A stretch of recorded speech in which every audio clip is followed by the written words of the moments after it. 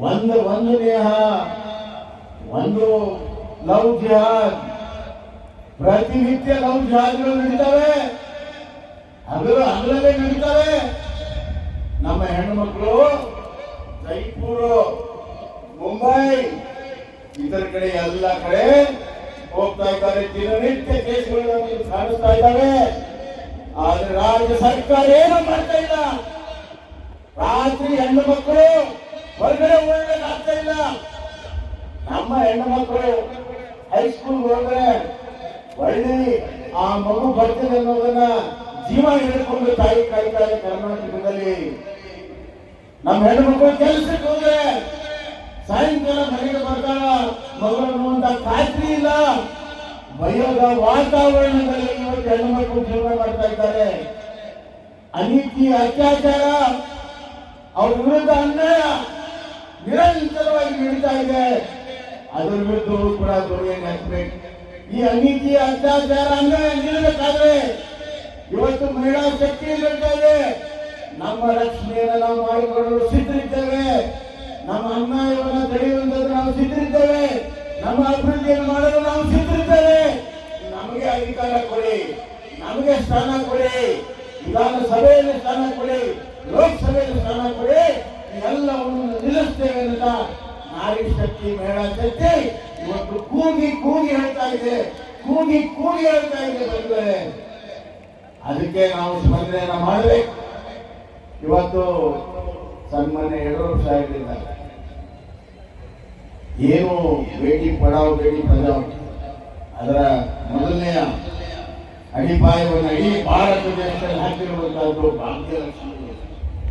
ಹೆಣ್ಣು ಹುಟ್ಟಿದ್ರೆ ಗ್ರಹಣ ಅಂತ ತಿಳ್ಕೊಂಡು, ಪಾಪ ಅಂತ ತಿಳ್ಕೊಂಡ ಸಂದರ್ಭದಲ್ಲಿ ಅವಳು 18 ವರ್ಷ ಆದಾಗ 1 ಲಕ್ಷ ರೂಪಾಯಿ ಕೊಡ್ಬೇಕು ಅಂತೇಳಿ ಭಾಗ್ಯಲಕ್ಷ್ಮಿ ಮಾನ್ಯಗಳನ್ನ ಮಾಡಿದ್ರು. ಇವತ್ತು ಸುಮಾರು 35-40 ಲಕ್ಷ ಹೆಣ್ಮಕ್ಕಳಿಗೆ ಈಗಾಗಲೇ 18 ವರ್ಷ ಆಗಿದೆ. ಅವರಿಗೆ 1 ಲಕ್ಷ ರೂಪಾಯಿ ಈಗ ಸಿಗ್ತಾ ಇದೆ. ಅವ್ರು ವಿದ್ಯಾಭ್ಯಾಸವನ್ನು ಮುಂದುವರಿಸ್ತಾ ಇದ್ದಾರೆ. ಹೆಣ್ಣು ಮಕ್ಕಳು ಶಾಲೆಗೆ ಹೋಗ್ಬೇಕು, ನಿಲ್ಲಿಸಬಾರ್ದು. ಅದಕ್ಕೆ ಸೈಕಲ್ ಅನ್ನು ಕೊಟ್ಟಿರುವಂತದ್ದು ಬಿಜೆಪಿಯ ಯಡಿಯೂರಪ್ಪ ಸಾಹೇಬರನ್ನು ನಾವು ಯಾರು ಕೂಡ ಮರೆಯಬಾರದು. ಶ್ರೀ ಸಾಮರ್ಥ್ಯ ಯೋಜನೆ ನಾನು ಮುಖ್ಯಮಂತ್ರಿ ಆದಾಗ ತಂದಿದೆ. ಹೆಣ್ಣು ಮಕ್ಕಳಿಗೆ ಸಬಲೀಕರಣ ಮಾಡಬೇಕು, ಸ್ವಯಂ ಉದ್ಯೋಗ ಮಾಡಬೇಕು, ಅವರ ಕಾಲಲ್ಲಿ ನೀಡಬೇಕು.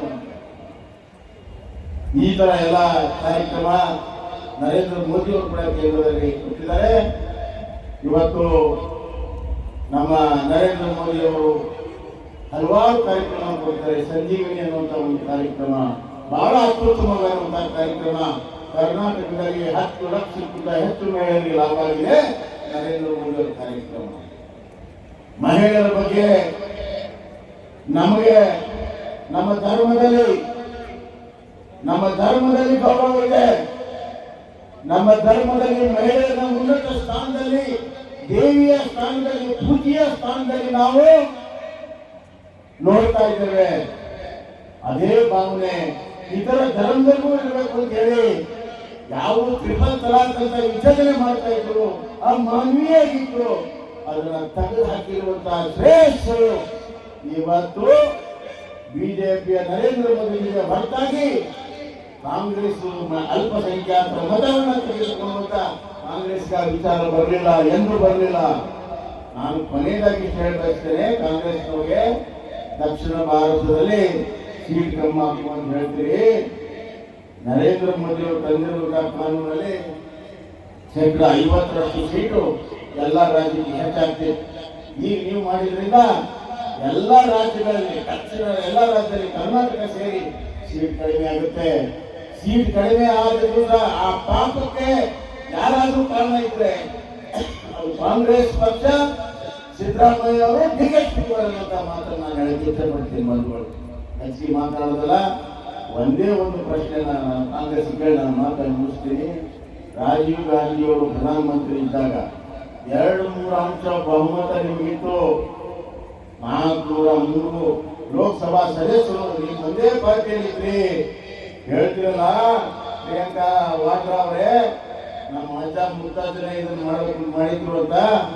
ಮತ್ತೆ ನಿಮ್ಮ ತಂದೆಯವರು ಪ್ರಧಾನಮಂತ್ರಿ 200 ಅಂಶ ಇದ್ದಾಗ ಈ ದೇಶದ ಜನತೆ ಕೊಟ್ಟಾಗ ಯಾಕೆ ಮಾಡಲಿಲ್ಲ? ಇದಕ್ಕೊಂದು ಉತ್ತರ ಕೊಡಿ, ಇದಕ್ಕೊಂದು ಉತ್ತರ ಕೊಡಿ. ಕೊನೆಯದಾಗಿ ಹೇಳ ಬಯಸ್ತೇನೆ, ಎಲ್ಲ ನಮ್ಮ ಅಕ್ಕ ತಂಗಿಯರಿಗೆ ನೀವು ಭರವಸೆ ನೀಡಿ, ವಿಶ್ವಾಸವನ್ನು ನೀಡಿ, ಬಿಲ್ ಬಿಟ್ಟು ಹೋಗಿದೆ ಅಂತ ಹತಾಶ ಆಗುವಂತ ಅವಶ್ಯಕತೆ ಇಲ್ಲ. ಅದನ್ನು ಪಡ್ಕೊಳ್ಳುವಂತ ಶಕ್ತಿ ನಿಮ್ಮಲ್ಲಿದೆ. ಆ ಶಕ್ತಿಯ ಪ್ರದರ್ಶನವನ್ನು ಬೀದಿ ಬೀದಿಯಲ್ಲಿ ಮಾಡಿ ಇಡೀ ದೇಶದಲ್ಲಿ ನಾರಿ ಶಕ್ತಿಯ ಕೂಗಿಗೆ ultimately the will of the people will prevail. ಕೊನೆಗೆ ಜನರ ಆಶೋತ್ತರಗಳೇ ಪ್ರಜಾಪ್ರಭುತ್ವದಲ್ಲಿ ಯಶಸ್ವಿ ಆಗೋದು. ನಿಮ್ಮ 33% ಕೂಡ ಅದೇ ರೀತಿ ಯಶಸ್ವಿ ಆಗ್ತದೆ ಅಂತ ನಾನು ವಿಶ್ವಾಸ ವ್ಯಕ್ತಪಡಿಸಿ ನಾರಿ ಶಕ್ತಿಗೆ ಜಯವಾಗಲಿ ಅಂತ ಕೂಗಿ ನನ್ನ ಮಾತನ್ನು ಮುಗಿಸ್ತೀನಿ. ಧನ್ಯವಾದ.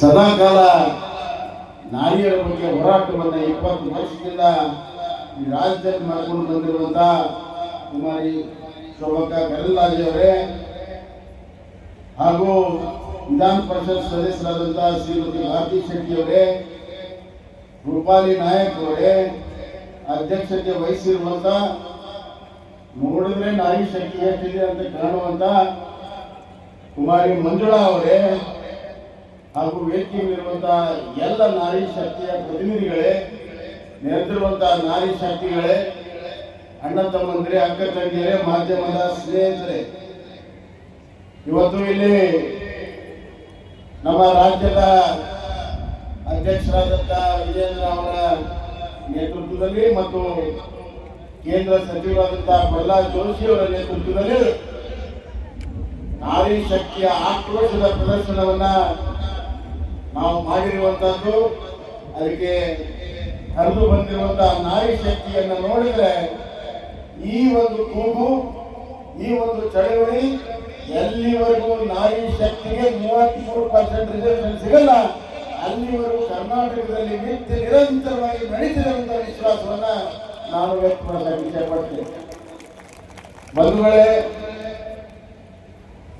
ಇಡೀ ವಿಶ್ವದಲ್ಲಿ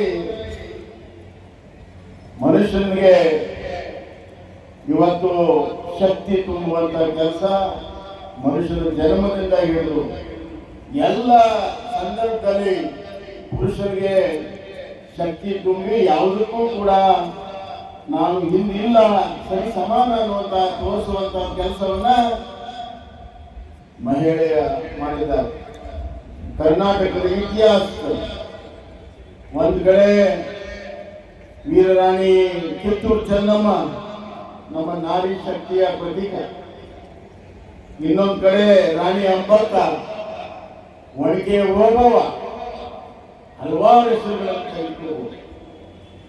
ಅಷ್ಟೇ ಅಲ್ಲ, ಅಧ್ಯಾತ್ಮದಲ್ಲಿ ಯಾರಿಗೂ ಕಡಿಮೆ ಇಲ್ಲದಂತ ಅಕ್ಕ ಮಹಾದೇವಿ, ಯಾರಿಗೆ ಕಂಡಿದ್ದಾರೆ ಇವರೆಲ್ಲ? ಯಾವ ಕಾಲದಲ್ಲಿ, ಯಾವುದು ಸಮಾನತೆ ಇರುವಂತಹ ಕಾಲದಲ್ಲಿ ಧ್ವನಿಯೆತ್ತಿದವರು ಇವರೆಲ್ಲ. ಇವತ್ತು ನಾವು ಕಲಿಯುಗದ ಆಧುನಿಕ ಕಾಲದಲ್ಲಿ, ನರೇಂದ್ರ ಮೋದಿಯವರ ಕಾಲದಲ್ಲಿ ನಾವು ಧ್ವನಿ ಎತ್ತಿದ್ರೆ ಯಾವಾಗ ಎತ್ತಬೇಕು? ನಾನು ನನ್ನ ಅಕ್ಕ ತಂಗಿಯರು ಹೇಳಕ್ಕೆ ಇಚ್ಛೆ ಪಡ್ತೇನೆ, ಏನಾದರೂ ವುಮನ್ ರಿಸರ್ವೇಶನ್ ನಿಮ್ಗೆ ಸಿಗಬೇಕಾದ್ರೆ ಅದು ಕೇವಲ ನರೇಂದ್ರ ಮೋದಿಯವರು ಮಾತ್ರ ಕೊಡಕ್ ಸಾಧ್ಯ, ಮತ್ತೆ ಯಾವ ರಾಜಕೀಯ ಪಕ್ಷ ನಾಯಕರು ಕೂಡ ಕೊಡಕ್ ಸಾಧ್ಯ ಇಲ್ಲ. 2023 ನಮ್ಮ 2-3 ವರ್ಷ ಮೆಜಾರಿಟಿ ಇದ್ದಿದ್ದು ಎಲ್ಲ ವಿರೋಧ ಪಕ್ಷಗಳಲ್ಲಿ ವಿಶ್ವಾಸ ತೆಗೆದುಕೊಂಡು 33% ರಿಸರ್ವೇಶನ್ ಮಾಡಬೇಕು ಅಂತ ಹೇಳಿ ಸಂವಿಧಾನಾತ್ಮಕವಾಗಿ ಈಗಾಗಲೇ ಅದನ್ನು ಮಾಡಿಬಿಟ್ಟಿದ್ದಾರೆ. ಮುಂದೆ ಯಾವುದೇ ಸರ್ಕಾರ, ಬಿಜೆಪಿ ಸರ್ಕಾರ ಅದನ್ನು ಮಾಡಲೇಬೇಕಾಗ್ತದೆ. ನಮ್ಮ ಉದ್ದೇಶ 2034 ಬದಲು 2029 ಮಾಡಬೇಕಂತಿತ್ತು. ಆ ರಾಜಕೀಯ ಇಚ್ಛಾಶಕ್ತಿ ಭಾರತೀಯ ಜನತಾ ಪಕ್ಷ ಮತ್ತು ನರೇಂದ್ರ ಮೋದಿಜಿಯವರಿಗಿತ್ತು. ಆದರೆ ವಿರೋಧ ಪಕ್ಷದವರು ಅದನ್ನ ಕೊಲೆ ಮಾಡಿ, ಅದಕ್ಕೆ ನಮ್ಮ ಪ್ರಧಾನಮಂತ್ರಿಗಳು ಹೇಳಿದರು, ಅದು ಭ್ರೂಣ ಹತ್ಯೆ. ರಾಜಕೀಯ ಶಕ್ತಿ ತುಂಬುವಂತ ಮಹಿಳೆಯ ರಾಜಕೀಯ ಶಕ್ತಿಗೆ ಭ್ರೂಣ ಹತ್ಯೆಯನ್ನು ಮಾಡಿದ್ದಾರೆ. ಆದ್ರೆ ಇಲ್ಲಿಗೆ ನಾವು ಸುಮ್ಮನೆ ಕುಂದಿರುವುದು ಅಂತ ಮನೆಯ ಪ್ರಧಾನಮಂತ್ರಿಗಳು ಒಂದ್ ಕಡೆ ಹೇಳಿದ್ದಾರೆ. ನನಗೆ ಅನಿಸ್ತಾ ಇದೆ ಪ್ರಧಾನಮಂತ್ರಿಗಳು ಯಾವ್ದಾದ್ರು ವಿಷಯ ತೆಗೆದುಕೊಂಡ್ರೆ ಅದು ಯಶಸ್ವಿ ಆಗೋದು ಬಿಡುದಿಲ್ಲ ಅಂತ ಸಂಗಮಲ್ಲ ನರೇಂದ್ರ ಮೋದಿ ಅವರು 2029 ಒಳಗಡೆ ಈ ಬಿಲ್ ಅನ್ನ ಪಾಸ್ ಮಾಡಿ 2029ಕ್ಕೆ ಮಹಿಳಾ ರಿಸರ್ವೇಶನ್ ಸಂದೇಶ ತರುವಂತ ವಿಶ್ವಾಸವನ್ನು ನಾನು ವ್ಯಕ್ತಪಡಿಸ್ತಾ ಇದ್ದೀನಿ. ಆ ಕೆಲಸ ಆಗಬೇಕಾದ್ರೆ ನಾವೆಲ್ಲರೂ ಕೂಡ ಅದಕ್ಕೆ ಶಕ್ತಿಯನ್ನು ತುಂಬಬೇಕಾದ್ರೆ ಮನೆ ಮನೆಗೆ ಹೋಗಿ ಬೀದಿಯಲ್ಲಿ ಯಾರು ವಿರೋಧ ಮಾಡಿದ್ದಾರೆ ಅವರನ್ನ ಕಟ್ಟಕಟ್ಟೆಯಲ್ಲಿ ನಿಲ್ಲಿಸಬೇಕಾಗುತ್ತೆ.